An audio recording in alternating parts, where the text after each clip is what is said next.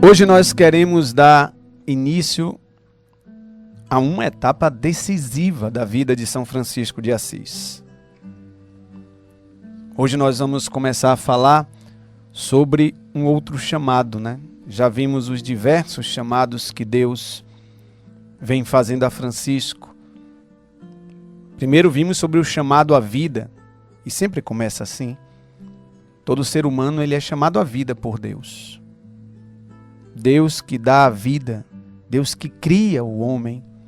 Então Francisco teve um chamado à vida e a ser homem.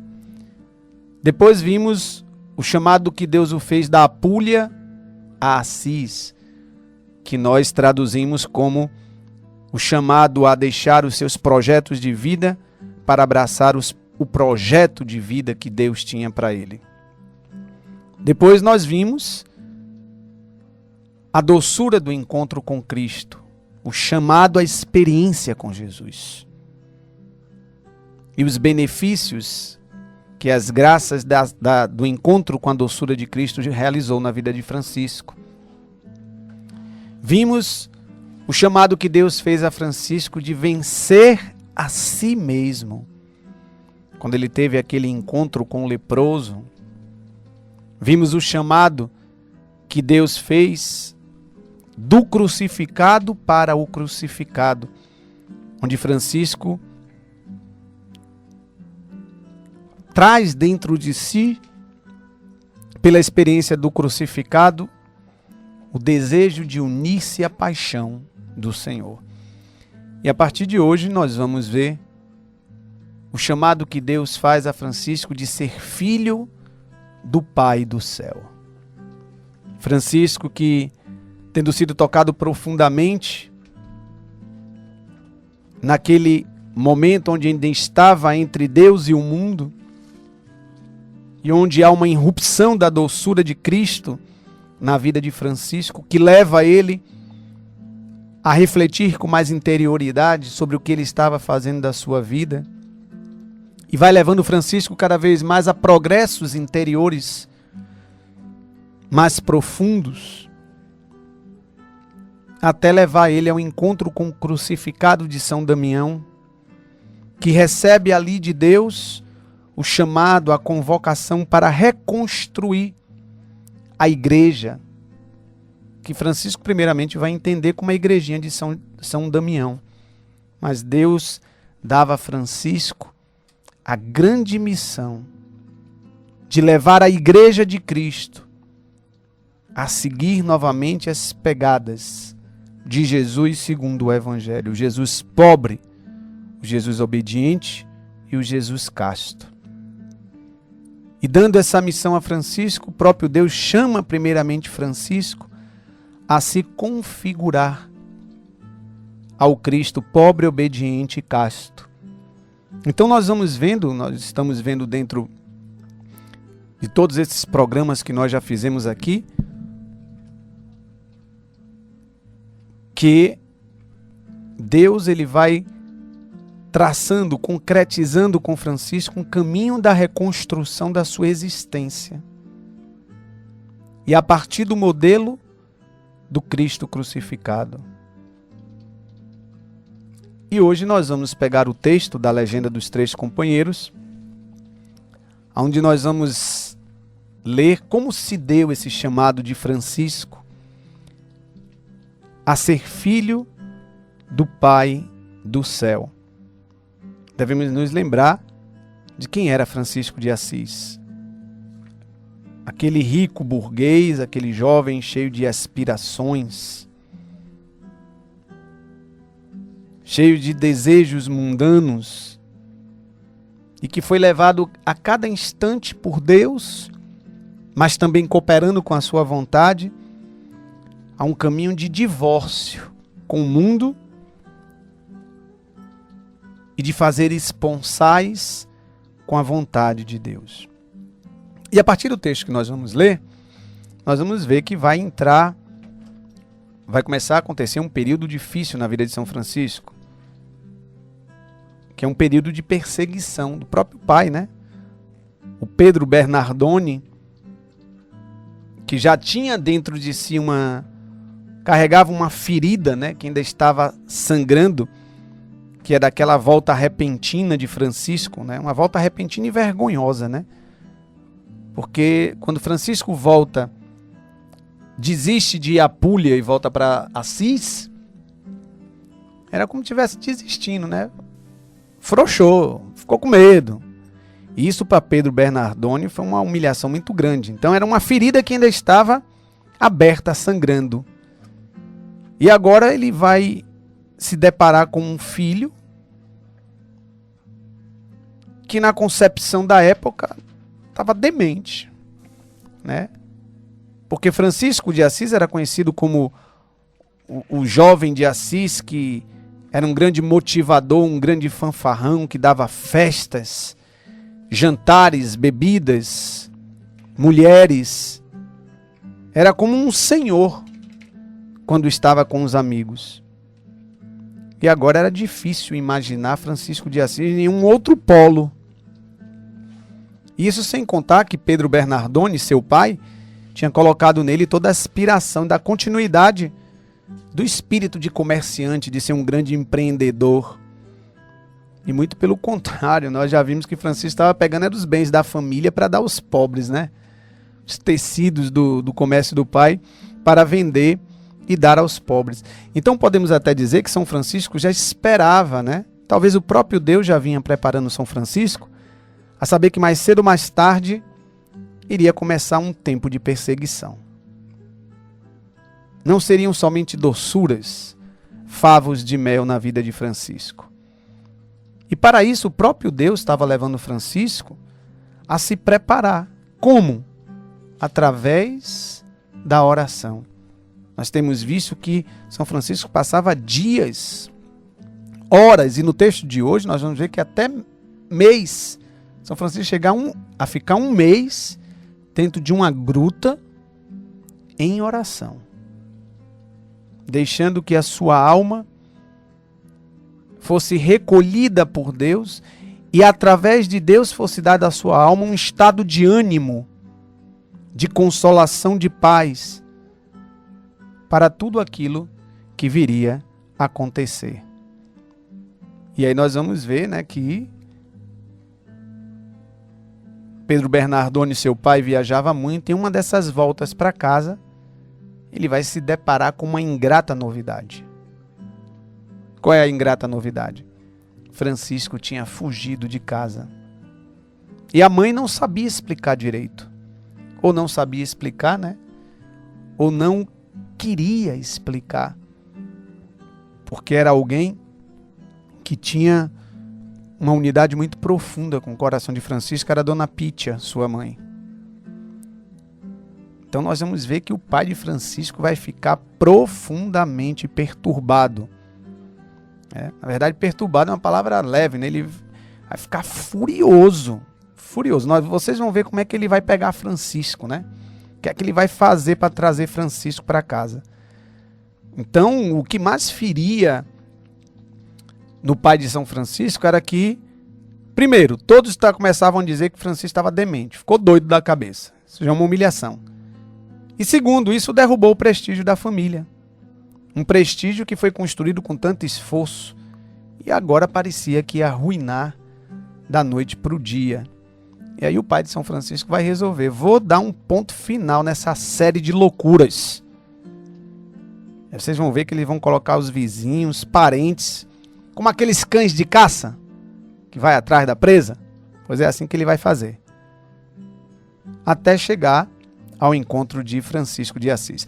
Mas eu quero agora aqui ler para você exatamente mais um texto da legenda dos Três Companheiros.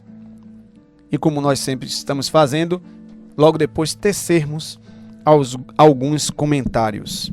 Então, a partir desse texto, nós vamos ver como Francisco vai fugir da primeira perseguição que seu pai e seus parentes vão fazer a ele. E depois nós vamos ver o rompimento definitivo e radical que Francisco vai ter com os laços terrenos familiares. Eu começo a ler agora para você mais um texto da legenda dos Três Companheiros. Cheio de alegria, Com a visão e a locução do crucificado, Francisco levantou-se, fez sobre si o sinal da cruz, montou a cavalo e pegou diversos tecidos.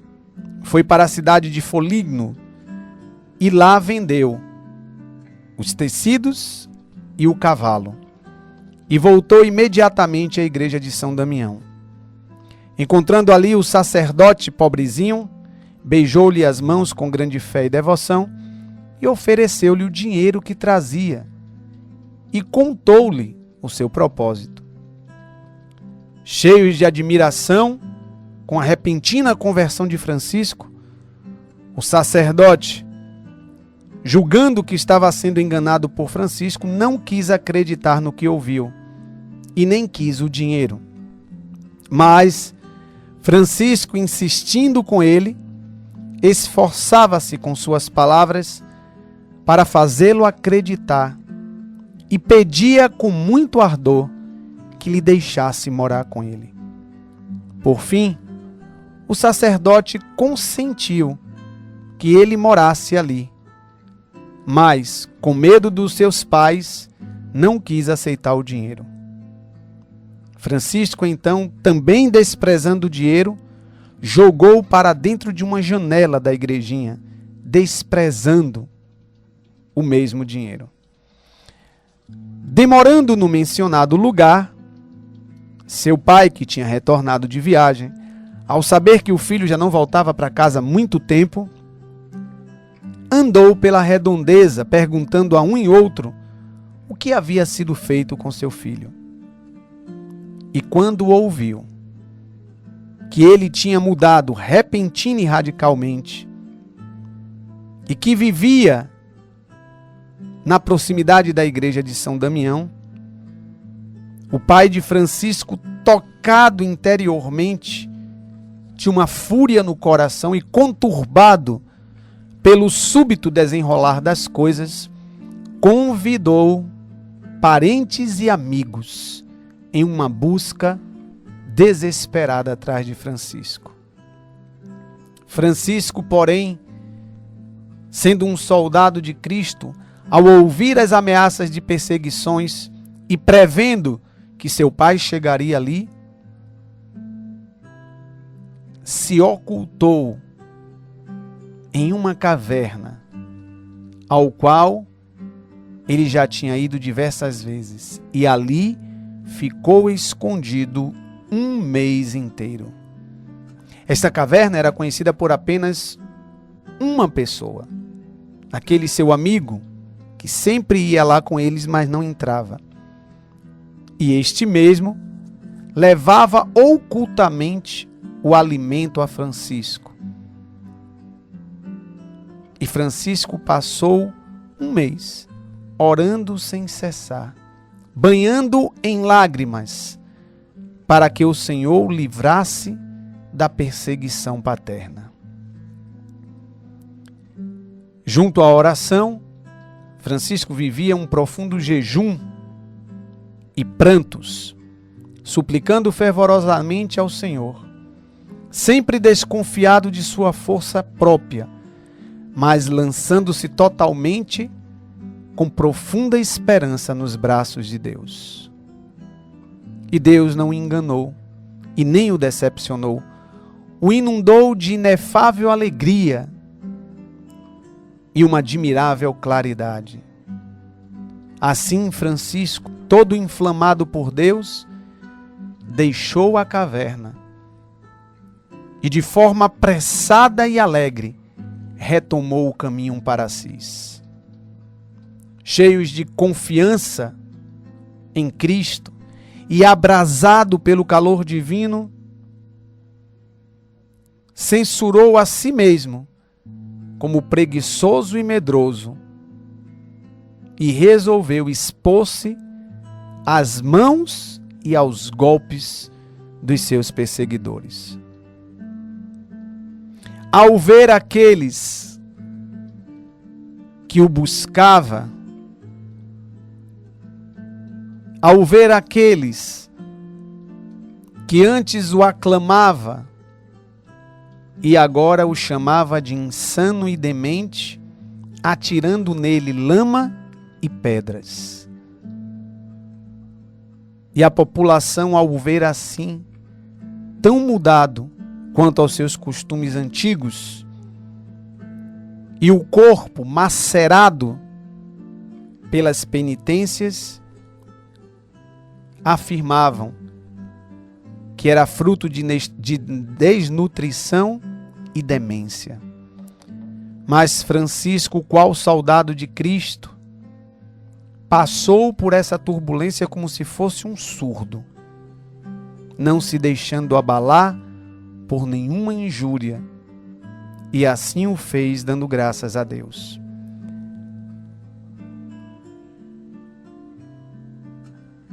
E eis que, ao passar por tal rumor,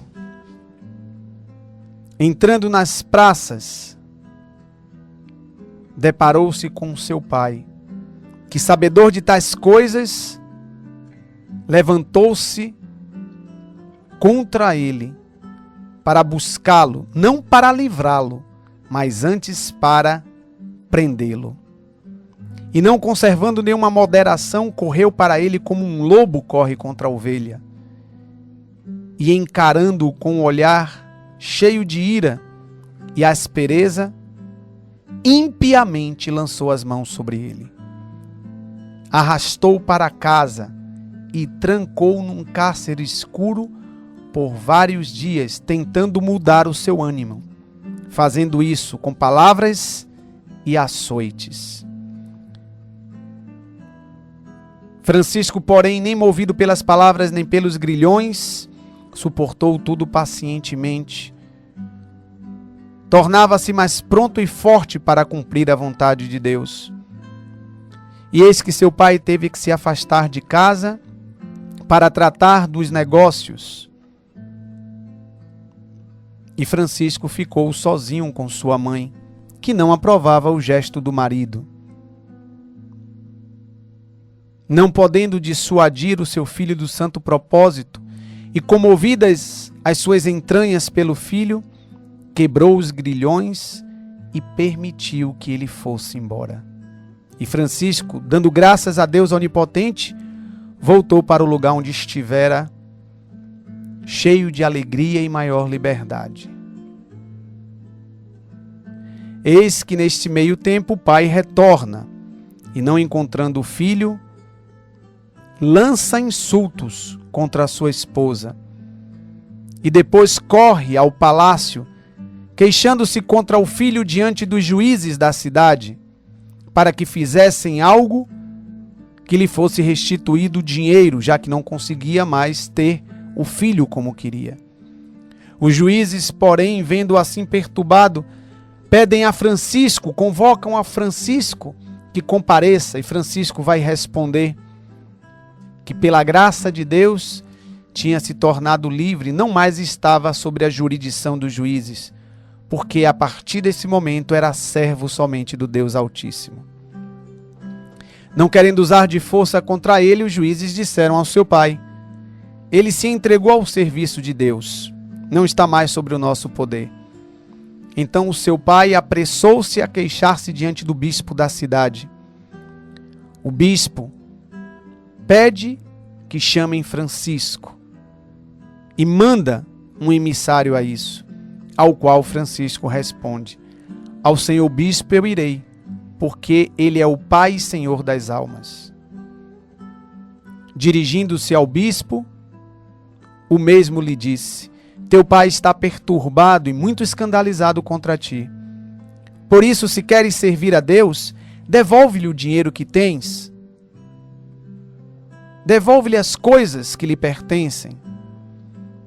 E disse ainda mais o bispo: filho, tem confiança no Senhor e age de forma correta e não temas, porque o próprio Deus será o teu auxílio.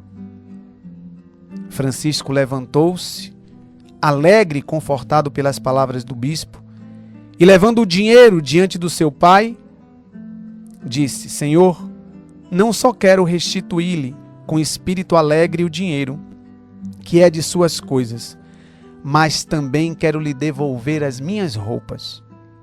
Francisco entrou no quarto do bispo, tirou as roupas, pôs sobre elas o dinheiro e saiu nu diante do bispo, do pai e de todos os que estavam presentes. E disse: ouvi todos que estão aqui e entendei-me. Até agora chamei Pedro de Bernardone, meu pai.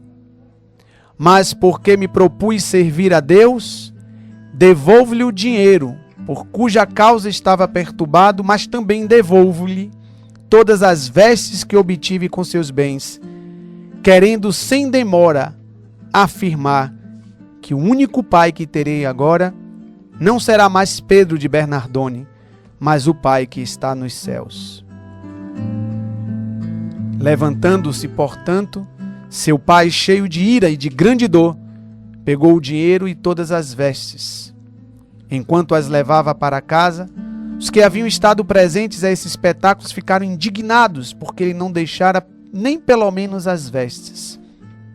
O bispo, porém, considerando diligentemente o ânimo de Francisco de Assis e admirando o fervor e a constância dele, acolheu em seus braços, cobrindo sua nudez com sua capa, pois o bispo compreendia que seus feitos eram algo de divino e reconhecia que ali se encerrava não pequeno mistério. Assim, desde então, o bispo procurou sempre auxiliar Francisco, exortando-o e favorecendo-o, dirigindo e o acolhendo com as entranhas da caridade. Assim eu termino de apresentar a você mais um texto da Legenda dos Três Companheiros, onde nós acabamos de escutar como foi se dando essa consciência de Francisco até o momento onde ele expõe diante daquela multidão, diante da igreja, na presença do bispo, diante da presença do seu pai, com certeza sua mãe estava ali, seus familiares, de que a partir daquele momento, quando Francisco diz, a partir de hoje, né? Como ele vai dizer, ouvi todos atentamente. Até o presente momento eu chamava de pai Pedro Bernardone. Mas a partir de agora que devolvo o dinheiro e as vestes, só chamarei de pai somente o Pai que estás nos céus, e não mais Pedro de Bernardone. Então nós vemos aqui um rompimento radical. Aí você pode estar dizendo assim, mas Evandro, ele rompeu com a família, né? Ele rompeu com o pai, com a mãe, que afinal de contas gerou, deu a vida a ele, o pai dele que tinha bons propósitos para ele. Aqui nós, como nós ouvimos no próprio texto, né? Onde o bispo vai dizer, aqui se encerra um não pequeno mistério. Era necessário que fosse assim com Francisco de Assis, diante da grandeza da missão que Deus o chamava. E nós podemos ver aqui, mais na frente nós vamos falar sobre isso, que se cumpre aqui com Francisco de Assis uma passagem bíblica, né? Quando nosso Senhor Jesus Cristo, lá no Evangelho de São Mateus, vai dizer, não penseis que vim trazer a paz à terra. Não vim trazer a paz, e sim a espada. Pois vim separar filho de seu pai, filha de sua mãe, nora de sua sogra. Os inimigos serão os próprios da casa. É claro que aqui nós temos uma interpretação, a igreja nos dá uma interpretação da radicalidade do chamado que Deus nos faz. E da radical escolha por Deus também. Se necessário for, rompemos com tudo aquilo que nos foi dado por Deus. Até os bens, a família, a profissão, em vista de um mistério maior. Mas eu não quero ainda adentrar algumas explicações do texto. Inclusive, uma das explicações que eu escolhi tratar com vocês é logo a que está no início, né? Porque no início do texto diz assim: jubiloso, portanto, com a visão e a locução do crucificado, Francisco levantou-se e traçou sobre si o sinal da cruz. Eu vou querer comentar sobre isso, mas isso vai ser no próximo programa. Eu vou querer comentar esse traçar, munir-se com o sinal da cruz, porque eu acho muito interessante.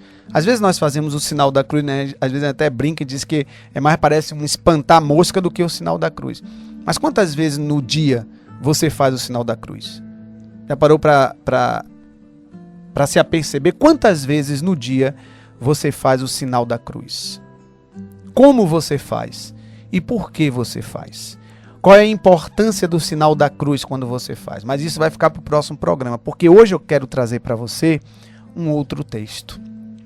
Dentro desse texto que nós acabamos de ler, esse texto aqui da Legenda dos Três Companheiros, o texto ele passa correndo quando vai dizer que Pedro Bernardoni faz uma outra viagem e aí só fica Francisco e sua mãe.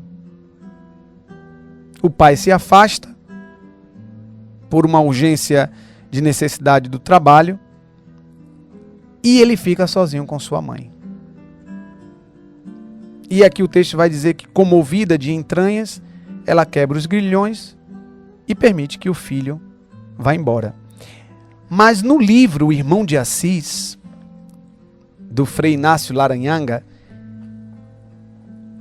o Frei Inácio Laranhaga ele vai descrever essa cena, esse momento, de uma forma poética e ao mesmo tempo visceral, ou seja, nas entranhas, que parece que nos coloca diante de uma imagem, de uma cena.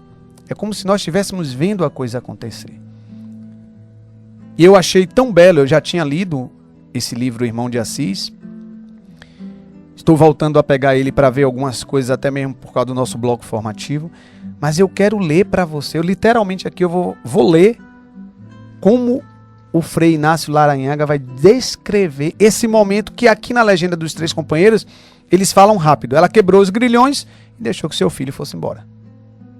Então prestemos atenção no que diz o livro O Irmão de Assis, nesse encontro, nesse momento de Dona Pítia e seu filho Francisco de Assis. Diz assim o texto: se a mãe se sentia mal, pior o filho.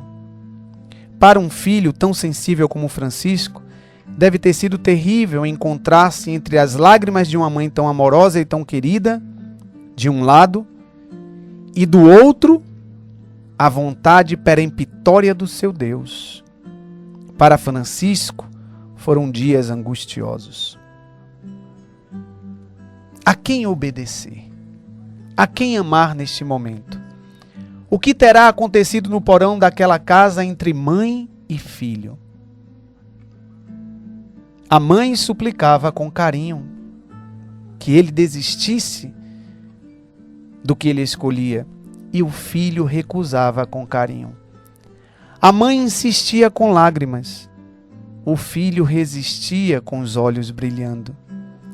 A mãe começou a perder a força das palavras.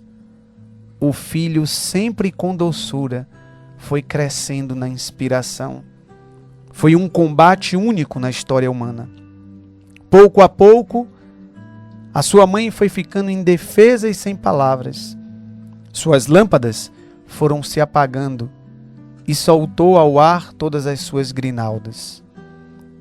Então Dona Pítia calou-se e passou de contendora a ouvinte, de mãe a discípula. A nobre mãe começou a ser um pouco filha de seu filho. E assim ela começou a nascer no berço dos ideais de Francisco. Quando Francisco falava de Jesus, suas palavras pareciam melodias imortais ou cantigas de niná. E a mãe foi caindo e rolando pelos abismos de um sono sem sonhos, de onde renasceram seus antigos ideais nunca realizados. Ela sabia muito bem o que dão e o que não dão o amor e a maternidade. Sabia que a primavera dá beijos e o outono despedidas. Francisco tinha razão. Abrir de par em par as portas, deixar Jesus entrar, perder-se em Deus, encher o coração com a beleza divina, não deixar nada para a morte devoradora. Na nudez completa e na solidão completa, ser livre, não ter nada para dar tudo, cantar a última canção e morrer à brisa do crepúsculo. Na manhã seguinte, a nobre mãe procurou por toda a casa as ferramentas adequadas. Desceu as escadas do porão. Sem dizer uma palavra, abriu o cadeado do calabouço. Depois, quebrou os grilhões que prendiam os pés de Francisco e também quebrou os grilhões que prendiam suas mãos. Ela sabia muito bem que estava atraindo sobre sua cabeça as iras do iracundo mercador, seu esposo. Mas também já não se importava com mais nada. Também ela estava contagiada pela gloriosa liberdade de Francisco. Quando se viu livre, sem dizer nada e profundamente emocionado, o rapaz então ajoelhou-se aos pés de sua mãe como quem quisesse receber uma bênção. Dona Pítia então lhe disse: pássaro de Deus, voa pelo mundo e canta.